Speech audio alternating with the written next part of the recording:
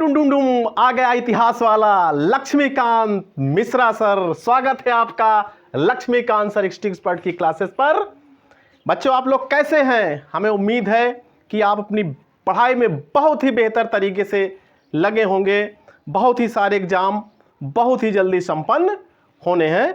बच्चों अब तक मेरे बहुत सारे वीडियोस आ चुके हैं। आप उन वीडियोस को गंभीरता से देखिए तथा जो भी टॉपिक्स हैं उनको आप अपनी कॉपी पर लिखें, उनका रिवीजन करें कि बनेगी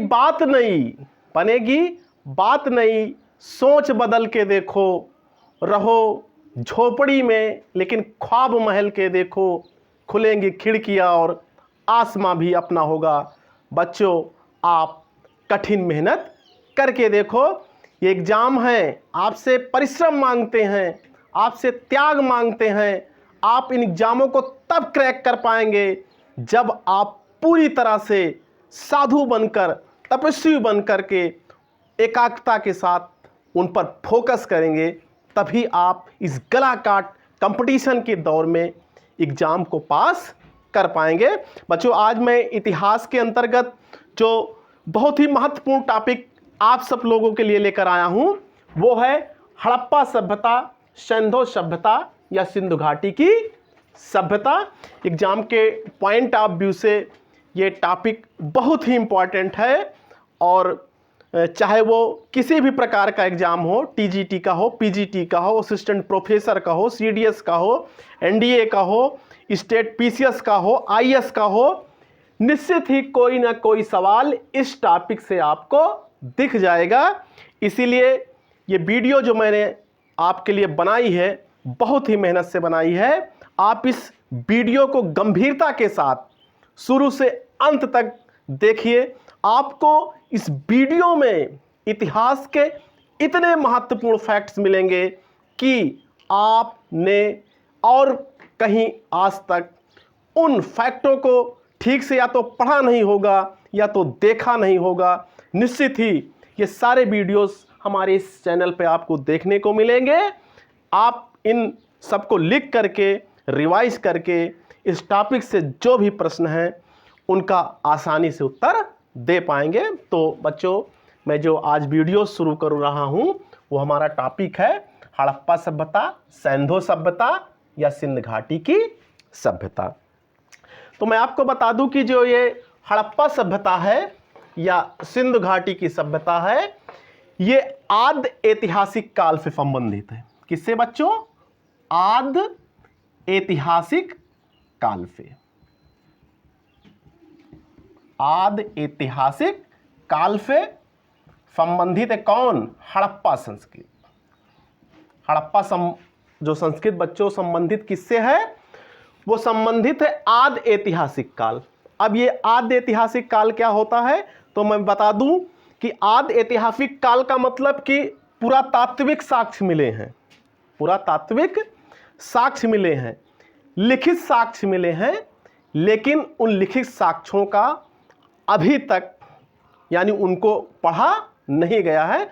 उन लिखित साक्ष्यों को अभी तक पढ़ा नहीं गया है। उसी को कहते हैं आद ऐतिहासिक काल कहते हैं। और जो हमारी हड़प्पा संस्कृत आती है वो इतिहास के आद ऐतिहासिक काल से संबंधित है।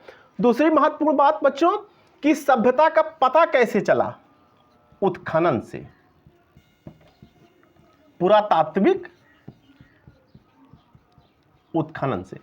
यानी जो ये हड़प्पा सभ्यता या सिंधु घाटी सभ्यता का पता चला वो चला किससे?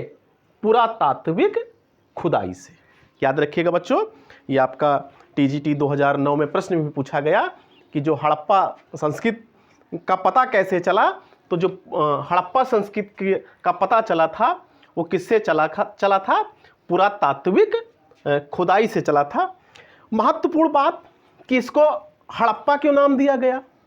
महत्वपूर्ण बात बच्चों कि इसको हड़प्पा क्यों नाम दिया गया? तो इसके पीछे एक रीजन है, इसके पीछे एक रीजन है कि इसको हड़प्पा संस्कृत क्यों कहा गया। तो इसलिए कहा गया कि 1921 में दयाराम साहिनी ने सबसे पहले हड़प्पा का पता लगाया था, हड़प्पा का पता लगाया था, याद रखिएगा बच्चों, लगाया था। ये दयाराम साहनी कोई पुरातत्व विभाग से जुड़े हुए थे, पुरातात्विक थे, और सबसे पहले इन्होंने 1921 में जो पता लगाया था हड़प्पा का लगाया था। तो चूंकि सबसे पहले हड़प्पा की खोज हुई, इसलिए इस संस्कृत को हड़प्पा संस्कृत कहा गया। याद रखिएगा बच्चों कि इस संस्कृत को हड़प्पा संस्कृत इसलिए कहा गया क्योंकि 1921 में दयाराम साहनी ने सबसे पहले हड़प्पा की खोज की थी। दूसरी बात जो इस हड़प्पा संस्कृत के बारे में बच्चों कही गई है कि ये संस्कृत विकसित कहाँ हुई, इस संस्कृत का जो है विकास कहाँ हुआ। तो मैं आपको बता दूं कि जो हड़प्पा संस्कृत है, जो हड़प्पा संस्कृत है, ये ताम्रपाषाणिक संस्कृत, ताम्रपाषाणिक संस्कृत की पृष्ठभूमि पर,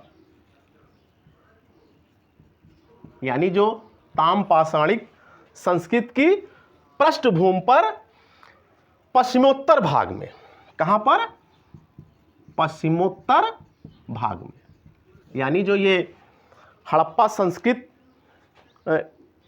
विकसित हुई, यानी इसका जो उदय हुआ वो उदय बच्चों हुआ ताम्रपाषाणिक संस्कृत की पृष्ठभूमि पर पश्चिमोत्तर भाग में। याद रखिएगा टीजीटी 2010 में क्वेश्चन भी पूछा गया कि जो हड़प्पा संस्कृत थी इसका उदय कहाँ हुआ था। तो ये हड़प्पा जो संस्कृत थी इसका जो बच्चों उदय हुआ था वो हुआ था ताम्रपाषाणिक संस्कृत की पृष्ठभूमि पर पश्चिमोत्तर भाग में हुआ था। एक नगरीय सभ्यता थी। कैसी सभ्यता थी बच्चों? नगरीय सभ्यता थी। याद रखिएगा कैसी सभ्यता थी? नगरीय सभ्यता थी। जो हड़प्पा सभ्यता थी वो कैसी थी? नगरीय सभ्यता थी। और जो इसे कांस्य युगीन सभ्यता भी कहा गया, कांस्य युगीन सभ्यता भी कहा गया, क्योंकि जो कांसे का पहला प्रयोग, कांसे का जो सबसे पहला प्रयोग हुआ था इसी समय हुआ था, इसलिए बच्चों इसको कांस्य युगीन सभ्यता भी कहा गया। और इसके साथ साथ बच्चों मैं आपको बता दूं कि जॉन मार्शल ने इसे सैंधो सभ्यता कहा। जॉन मार्शल ने सैंधो सभ्यता कहा। तो मैं आपको बता दूं कि नगरीय सभ्यता थी, कांस्य युगीन सभ्यता थी, क्योंकि कांसे का इस समय प्रयोग हो रहा है इसलिए कांस्य युगीन सभ्यता कहा गया। और जॉन मार्शल ने इसको सैंधो सभ्यता के नाम से उल्लेखित किया था। इसके साथ साथ जो और महत्वपूर्ण चीज बच्चों इसके बारे में बताई गई है कि गार्डन चाइल्ड ने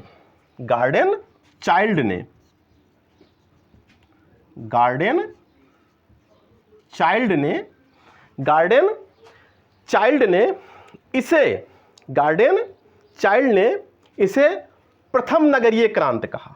बच्चों प्रथम नगरीय क्रांति कहा। जो एक गार्डन चाइल्ड थे इन्होंने सिंधु सभ्यता को प्रथम नगरीय क्रांति कहा, जॉन मार्शल ने सैंधो सभ्यता कहा। एक कांस्य युगीन सभ्यता थी, एक क्या थी? ये नगरीय सभ्यता थी। कौन? हड़प्पा सभ्यता बच्चों, या इंडस वैली सिविलाइजेशन। आप लोग इसको लिख लीजिए। निश्चित ही इतिहास आपको बहुत ही सरल लगेगी। इतिहास आप जो है बहुत ही आसानी से समझ सकते हैं, इसलिए मैं इतिहास को आपको बहुत ही छोटे छोटे खंडों में पढ़ा रहा हूं।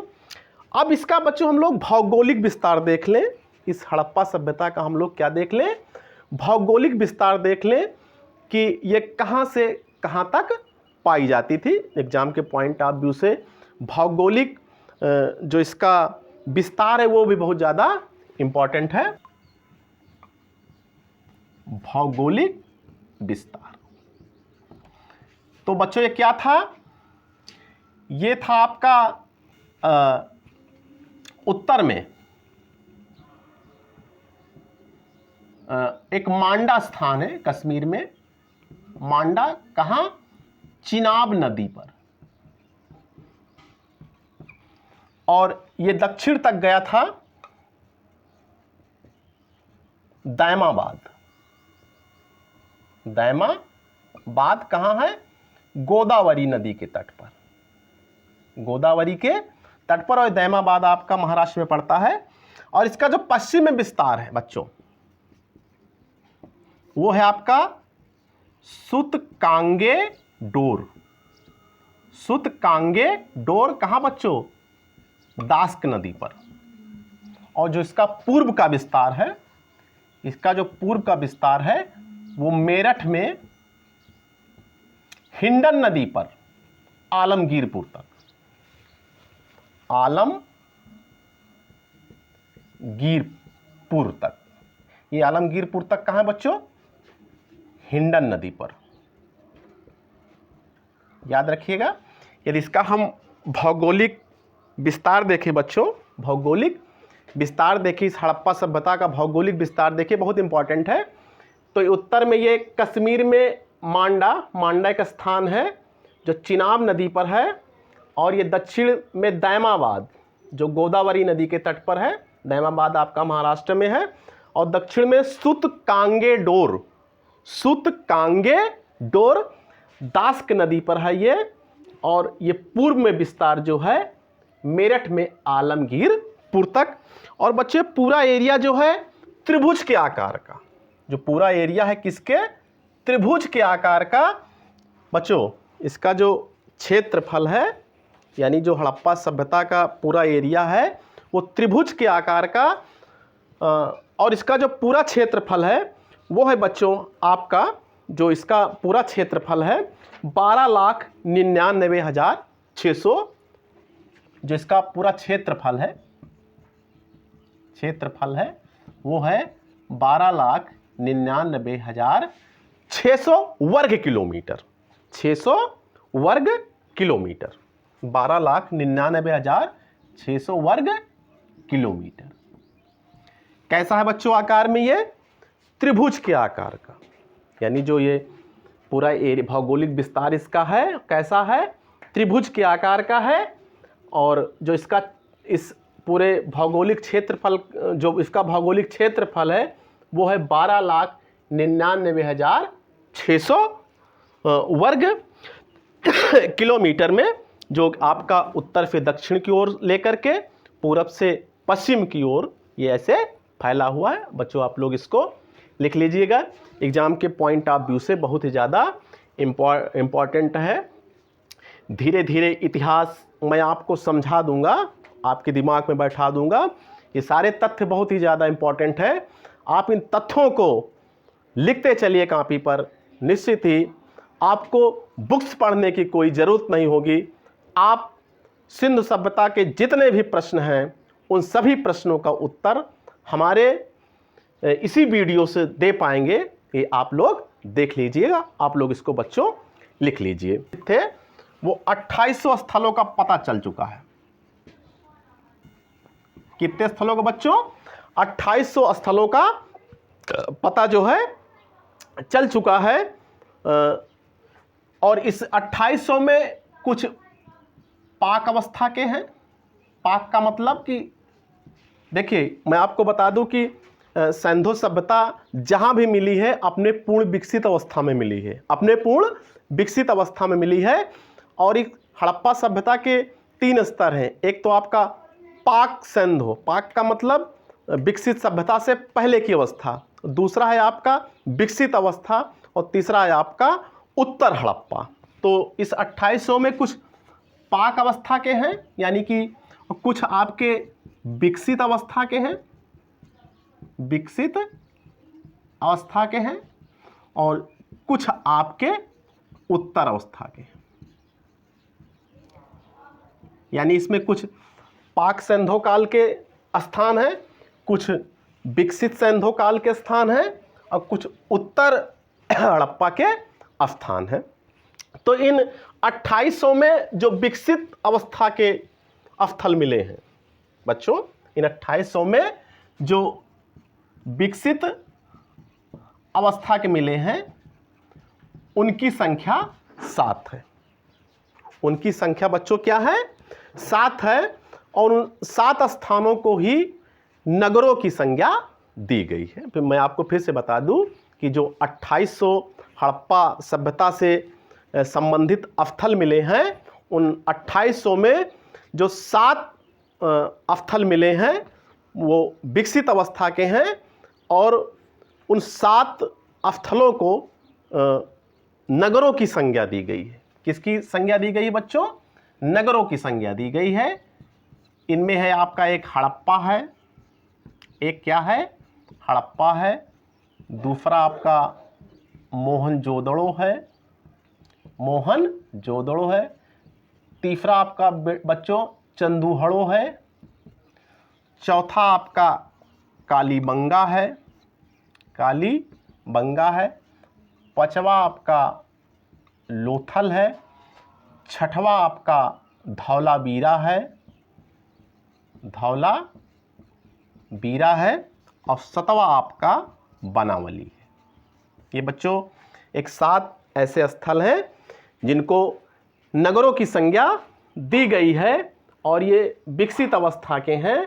अब इन्हीं 7 जो विकसित नगर हैं इन पर मैं बारी बारी से चर्चा करूंगा तथा ये भी बताऊंगा कि एग्जाम के पॉइंट ऑफ व्यू से ये स्थल कैसे इंपॉर्टेंट हैं तथा इनमें प्रश्न कैसे एग्जामों में पूछे गए हैं। तो बच्चों आप इनका नाम नोट कर ले। जो 7 हैं, हड़प्पा है, मोहनजोदड़ो है, चन्हूदड़ो है, चन्हूदड़ो है बच्चों, चन्हूदड़ो, चन्हूदड़ो है, याद रखिएगा, चन्हूदड़ो है।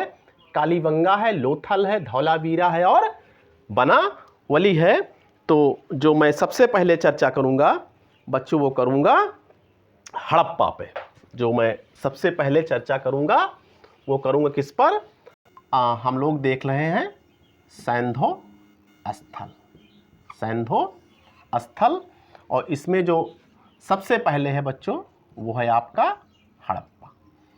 तो मैं आपको बता दूं कि कहाँ स्थित है? रावी नदी के तट पर, रावी नदी के तट पर स्थित है बच्चों। कहाँ पर? रावी नदी के बाएं तट पर, रावी नदी के बाएं तट पर। और बच्चों इसकी खोज कब हुई? 1921 में, याद रखिएगा। इस हड़प्पा और ये स्थित कहाँ है? स्थित कहाँ है? तो मैं आपको बता दूं कि 1921 में इसकी खोज हुई किसके द्वारा? दयाराम साहनी के द्वारा, दयाराम साहनी के द्वारा बच्चों ये हड़प्पा की खोज हुई थी। और कब हुई थी? 1921 में। स्थित कहाँ है? पाकिस्तान के पंजाब प्रांत में, पाकिस्तान के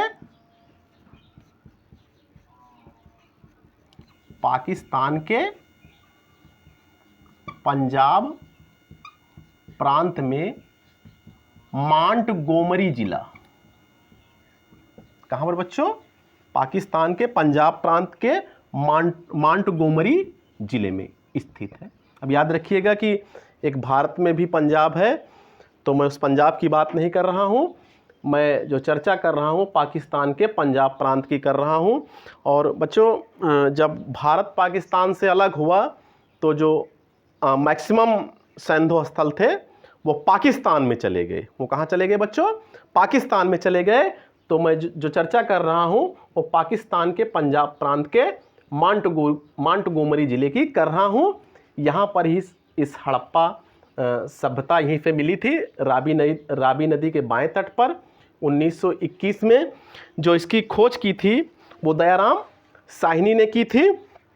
और ये स्थित कहाँ है? पाकिस्तान के पंजाब प्रांत के मोंटगोमरी जिले में स्थित है। कुछ महत्वपूर्ण चीज़ें जो इस हड़प्पा सभ्यता के बारे में कही गई है और जो एग्ज़ाम के पॉइंट ऑफ व्यू से बहुत ही ज़्यादा इम्पॉर्टेंट है, उसमें बच्चों में आपको चर्चा करके बता रहा हूँ कि जिस भी सैंधव स्थल का पता चला है, जिस भी बच्चों सैंधव स्थल का पता चला है, उस सैंधव स्थल के दो भाग थे। उस सैंधव स्थल के बच्चों क्या थे? दो भाग थे। एक था पश्चिमी टीला, एक क्या था? पश्चिमी टीला, एक था पश्चिमी टीला और दूसरा था बच्चों पूर्वी टीला। याद रखिएगा, एक था पश्चिमी टीला, पश्चिमी टीला। किसी भी सैंधव स्थल के दो भाग मिले हैं, एक तो आपका पश्चिमी टीला मिला है, दूसरा आपका पूर्वी टीला है। इस पश्चिमी टीले पर दुर्ग था, यानी जो नगर का दुर्ग होता था वो कहाँ होता था? पश्चिमी टीले पर। दुर्ग कहाँ होता था बच्चों? पश्चिमी टीले पर। और जो ये पूर्वी टीला था ये आवासीय क्षेत्र था। क्या था बच्चों? आवासीय क्षेत्र था, यानी यहाँ सामान्य लोग रहते थे पूर्वी टीले पर, और जो पश्चिमी टीला है ये दुर्ग टीला था। तो जो व्हीलर थे उन्होंने इस पश्चिमी टीले को माउंट एबी कहा, माउंट एबी कहा। यानी जो हड़प्पा का पश्चिमी टीला था जिस पर दुर्ग स्थित था, उसको व्हीलर ने माउंट एबी कहा। क्या कहा? माउंट एबी कहा। अब इस पश्चिमी टीले के उत्तर की ओर बच्चों, इस हड़प्पा सभ्यता, इस जो हड़प्पा के पश्चिमी टीले की उत्तर की ओर एक टीला और मिला है। एक टीला बच्चों और मिला है जिसका नाम यफ टीला है, जिसका नाम यफ टीला है। अब इस यफ टीले से खुदाई के दौरान कुछ महत्वपूर्ण चीज देखने को मिली है। इस यफ टीले से मिला क्या क्या है बच्चों? एग्जाम के पॉइंट ऑफ व्यू से बहुत इंपॉर्टेंट कि इस यफ टीले से क्या मिला है? मिला है वो नंबर 1 अन्नागार। अन्नागार यानी कि अन्न रखने का कोठार। जो उस समय अन्न पैदा होता था, उन अन्नों को रखने का कोठार कहाँ मिला है? यफ टीले से मिला है। और कहाँ था? रावी नदी के तट पर था। कहाँ था बच्चों? रावी नदी के तट पर। एग्जाम में ये कई बार पूछा गया कि वो अन्नागार कहाँ स्थित था, हड़प्पा का जो अन्नागार था कहाँ स्थित था। तो याद रखिएगा बच्चों कि जो हड़प्पा का अन्नागार था वो रावी नदी के तट पर स्थित था। दूसरा यफ टीले से बच्चों क्या मिला? दूसरा यफ टीले से क्या मिला? वो मिला श्रमिक या मजदूरों का आवास। बहुत महत्वपूर्ण। दूसरा क्या मिला यफ टीले से? श्रमिक या मजदूरों का बच्चों क्या मिला? आवास मिला। इसी हड़प्पा से। और ये आपका यूपीजीआईसी लेक्चर 2015 में पूछा गया कि जो श्रमिकों का आवास है वो कहाँ से मिला था। तो याद रखिएगा जो श्रमिकों का आवास था वो हड़प्पा से मिला था। तीसरी बात, यहाँ से क्या मिला? यहाँ से क्या मिला? वो मिला था बच्चों अन्न कूटने का, अनाज कूटने का वृत्ताकार चबूतरे। यानी कि जो अनाज थे, अनाज कूटने के वृत्ताकार चबूतरे। तो ये इस यफ टीले से 3 चीज मिले। एक तो बच्चों अन्नागार मिला, यानी अन्न रखने का कोठार मिला। दूसरा बच्चों श्रमिकों का आवास मिला। और तीसरा था कि अनाज कूटने के वृत्ताकार चबूतरे भी इसी हड़प्पा के यफ टीले से देखने को मिलते हैं। बहुत ही महत्वपूर्ण फैक्ट है बच्चों, आप इन फैक्टों को लिख लीजिए, निश्चित ही आपके बहुत ही काम एग्जाम में आएंगे। इतिहास को धीरे धीरे धीरे समझाएंगे, आपके दिमाग में सारा इतिहास बैठाएंगे। इतिहास बच्चों बहुत ही सरल है और इतिहास के इतने विस्तृत महत्वपूर्ण जो एग्जाम की दृष्टि से तथ्य हैं वो कहाँ मिलेंगे? वो मिलेंगे सिर्फ लक्ष्मीकांत हिस्ट्री एक्सपर्ट की क्लासेस पर देखने को मिलेंगे। इसके साथ साथ इस हड़प्पा से बच्चों और क्या चीज़ मिली है? इस हड़प्पा से और क्या चीज़? कब्रिस्तान मिला है। शहर के बाहर बच्चों एक क्या मिला है? कब्रिस्तान मिला है, जिसको कोई नाम दिया गया है। वो नाम था R37। ये कब्रिस्तान है, कब्रिस्तान है। ये कहाँ से मिला है? हड़प्पा से। हड़प्पा के शहर के बाहर से R37 का कब्रिस्तान मिला है, ठीक है। और यहाँ से 100 काष्ठ पेटिका मिली है।